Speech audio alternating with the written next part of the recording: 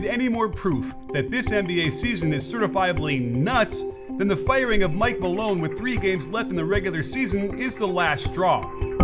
And to fire the general manager at the same time reveals total dysfunction in both the front office and the locker room. From a basketball perspective, why would a coach get fired when just a week ago his team was 3rd in the Western Conference, led by a player who's having arguably the greatest season of all time?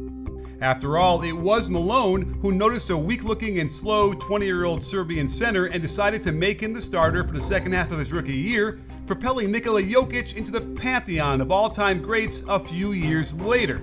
And it was Malone who devised an offense to fit around this incredible and low-maintenance star, reinvigorating high-post offense that we've seen profoundly influence teams for the last decade. And this all culminated in a trouncing of the competition, losing only 4 games en route to a title not even 2 years ago. But the dynamics between GM Calvin Booth and Malone were terrible. I gave an example of bringing in a shooting coach of, hey, this is our guy. We need to get better at shooting. Shooting's such a big part of it.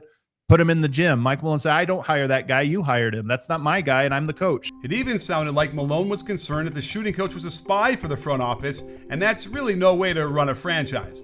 Everyone knew the tension, and I think it was not a happy place to work. These decisions aren't made lightly or quickly, and we can look back to a mid-March game against the Portland Trailblazers that signaled the beginning of the end. That was embarrassing. That was just a joke. Who are we kidding? 11 games to go, and that's the effort we put forth. You know, I'm embarrassed by that game and our approach and how we played. If it was true that Malone had lost the locker room, then it means he's coaching them to do certain things and they're not doing it. And Malone wasn't shy about calling them out publicly for a few specific things. And they just kicked our butts on the offensive glass. And then we give up 25 points off our turnovers. So 51 points. 51 points off of rebounds and turnovers. The Nuggets give up the 6th most offensive rebounds per game, and taking the 3rd best rebounder off the floor would naturally cause issues, but it means they have to rely on Michael Porter Jr., who is definitely a target of Malone's ire. Often, he just won't get into the mix as he backs out of the way and allows Denny Avdia to knock the ball to a teammate. While I want players to track the ball with their eyes the whole shot, they also need to be feeling for an offensive player and commanding good position in front of them. MPJ is totally ineffective here. We should give Jamal Murray a little break since he had just gotten back after a 2-game absence, but he's got to be more aggressive on this one. Same here, if you're going to walk down to the rim, you better ferociously grab that ball with 2 hands out of the air.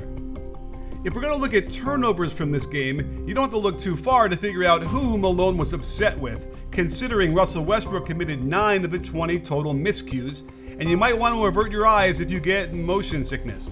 Russ can equally astound you with turnovers that happen off the dribble, as he isolates and just bounces it off his foot, or by propelling the ball in the air via a pass that ends up way off target.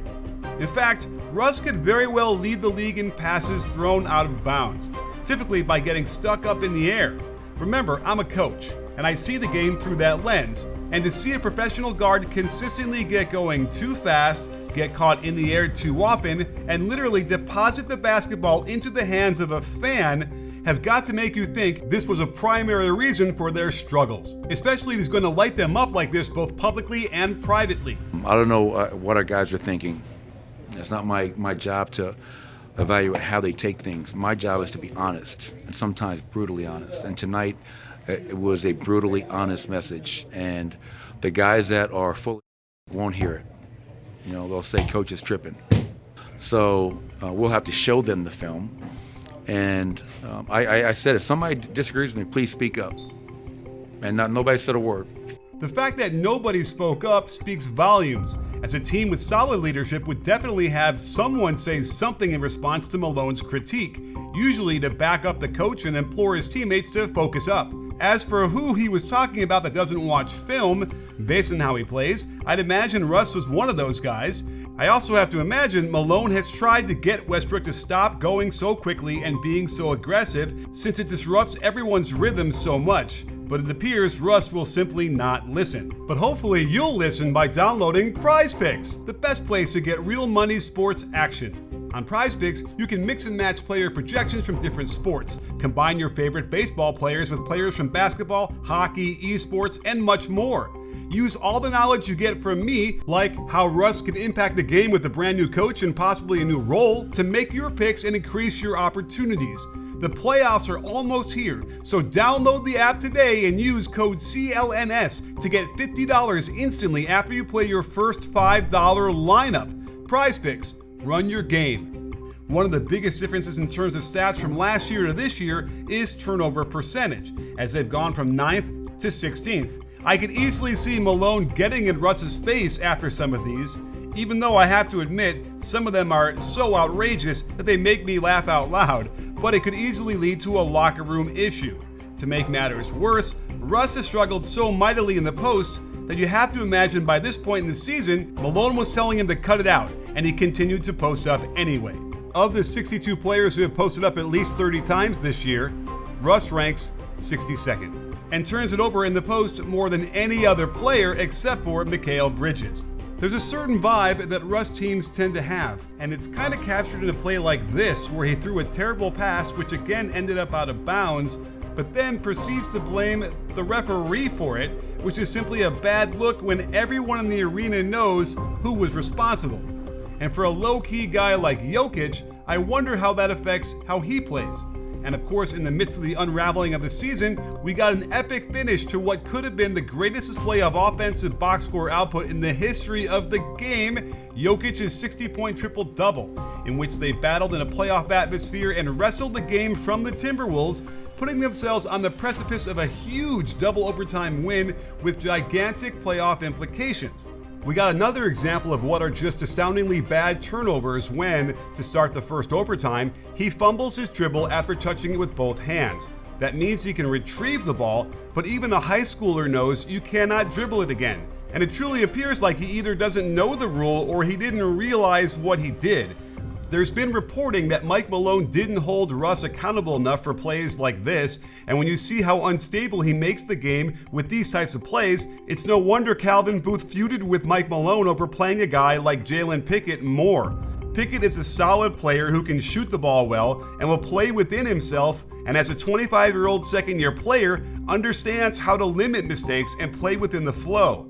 To his credit, Malone started tinkering with the lineups, keeping Russ on the bench to start the game more recently, and they had won 3 of 4 by limiting Russ's minutes heading into this game versus the Wolves, which culminated in another nail in Malone's coffin when Westbrook single-handedly lost this game for the Nuggets. Instead of pulling the ball out and letting even more time run off the clock since the Nuggets had the lead, Russ barrels towards the basket and was going too fast, didn't get the lift he expected, and blows the bunny layup. And to make matters worse, he doesn't hustle back down, and when he does get back in position, he commits a foolish foul by taking a terrible angle to contest the shot, which cost them the game. And the very next game, he blows another open court layup in a close game deep in the fourth quarter, and the point of all this isn't to just point out Russ's individual issues, it's to show that these types of plays are disruptive to an excellent team used to winning a lot. And clearly Malone was fired because they hadn't won enough games. David Adelman took over last night and not only continued to bring Russ off the bench, but went away from him as soon as Russ became erratic, something Malone was reluctant to do and apparently a source of anger from the team. I can only imagine that Jokic, one of the smartest players in the league, would have trouble with suboptimal plays where the coach wouldn't correct or curtail those minutes. Russ didn't get his normal run at the end of the second quarter because of a flurry of problematic decisions, like this drive and forced lob that wasn't open.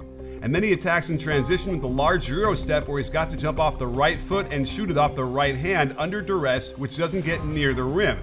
He then continues his streak of including the fans in the game with this wild left-handed attempt to get it to a player who wasn't cutting to the basket. Here's one that would upset Jokic, no doubt, as they get a severe mismatch in the post, and instead of clearing the side to let him cook, Russ brings his man, the only guy big enough to offer resistance to Jokic, right into the play and helps influence the miss. To make matters worse, he rushes whatever this is, hoping the refs will bail him out, and his night was going to come to an abrupt end before his play would allow the Kings to get any closer as he fires another backdoor pass at the cutter's feet and into the stands. Next up was the pick and roll with DeAndre Jordan and trying to force it into him. This pass is simply thrown too hard for anyone to handle, and then in the same play, he opts for a silly Dirk leg fade that gets easily blocked, and then continues his deep struggles at finishing around the rim. And Adelman promptly takes him out when the Kings put the outcome in doubt, which allowed the Nuggets to stabilize and take control of the game for the win. When replacing a very solid player who doesn't try to do too much and won't commit turnovers like this, it's not surprising that they could go from 57 wins last year with KCP to under 50 this season. And if it also led to either more confrontations by Malone in order to get better play, or frustration at the lack of accountability with these mistakes, which then in turn led to him losing the locker room, then we can get a sense of what happened this season to turn a championship coach into a guy sitting on the couch waiting for the phone to ring in less than 2 short years.